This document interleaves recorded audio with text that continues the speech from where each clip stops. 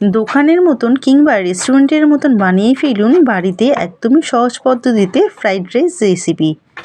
ঘরে থাকা শীতের সামান্য সবজি দিয়ে বানিয়ে ফেলুন ওই সুস্বাদু রেসিপিটি। প্রথমে একটি পাত্রে আমি নিয়ে নিয়েছি ভাঙা বাসমতি চাল, তবে আপনারা আপনাদের পছন্দ মতন চালটা নিতে পারেন। খুব ভালো করে চালটি আমি ধুয়ে নেব। খুব ভালো করে ধোয়া হয়ে গেলে এরপর ফ্রেশ জল দিয়ে আমি 1 ঘন্টা মতন ভিজিয়ে রাখবো, যাতে রান্নার সময় চালগুলো বেশ ভালো লম্বা লম্বা হয়। এরপর ফ্রাইড রাইসের জন্য আমার লাগবে কড়াইশুঁটি, গাজর, পেঁয়াজকলি, red bell pepper, yellow bell pepper আর ক্যাপসিকাম। এরপর যে পাত্রে আমি রান্না করব তাতে পরিমাণ মতন তেল দিয়ে তেলটি গরম হয়ে এলে একে একে সবজিগুলো দিয়ে ভালো করে ভেজে নেব। তবে এখানে আমি বিনসটা অ্যাড করিনি, আপনারা চাইলে দিতেও পারেন। এখানে যেহেতু red bell pepper, yellow bell pepper, capsicum এগুলো পড়েছে, যার কারণে কিন্তু দেখতেও যেরকম ভালো লাগবে খেতেও কিন্তু সুস্বাদু লাগবে। আর এই কালারফুল হলে কিন্তু দেখতেও ভালো লাগবে এবং বাচ্চারা কিন্তু খুব ভালো করে তৃপ্তি করেও খাবে। দিয়ে নিয়েছি পরিমাণ মতো নুন, যাতে সবজিগুলো খুব ভালো করে সেদ্ধ হয়ে যায়। এখানে সবজিগুলো কিন্তু আমার খুব ভালোভাবে সেদ্ধ হয়ে এসছে।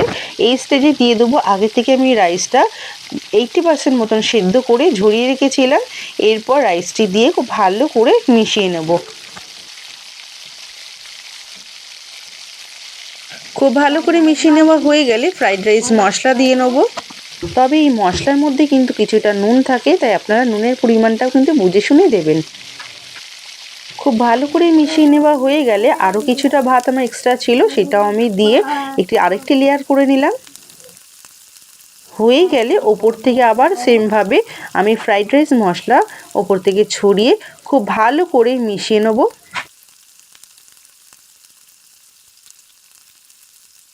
এই ফ্রাইড রাইস বানানো কিন্তু খুব বেশি ঝামেলার কাজ নয়, একদমই সহজ পদ্ধতিতে আপনাদের দেখালাম।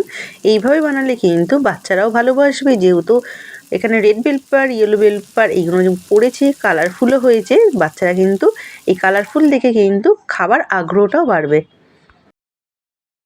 এই ফ্রাইড রাইসটা কিন্তু আপনারা যে কোনো কিছুর সাথে কিন্তু পরিবেশন করতে পারেন। আমি কিন্তু এখানে চিলি চিকেন করেছিলাম, চিলি চিকেন দিয়ে কিন্তু পরিবেশন করেছিলাম। আজকের এই সিম্পল সুস্বাদু রেসিপিটি আপনাদের কেমন লাগলো অবশ্যই আমাকে কমেন্ট করে জানাবেন। আর ভিডিওটি ভালো লাগলে লাইক এবং শেয়ার করে দেবেন।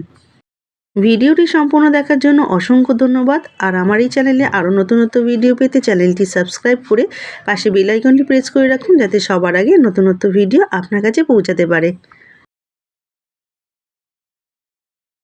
তাহলে দেখা হচ্ছে পরবর্তী নতুনত্ব কোনো ভিডিও নিয়ে। ততক্ষণে ভালো খান, ভালো থাকুন, টাটা।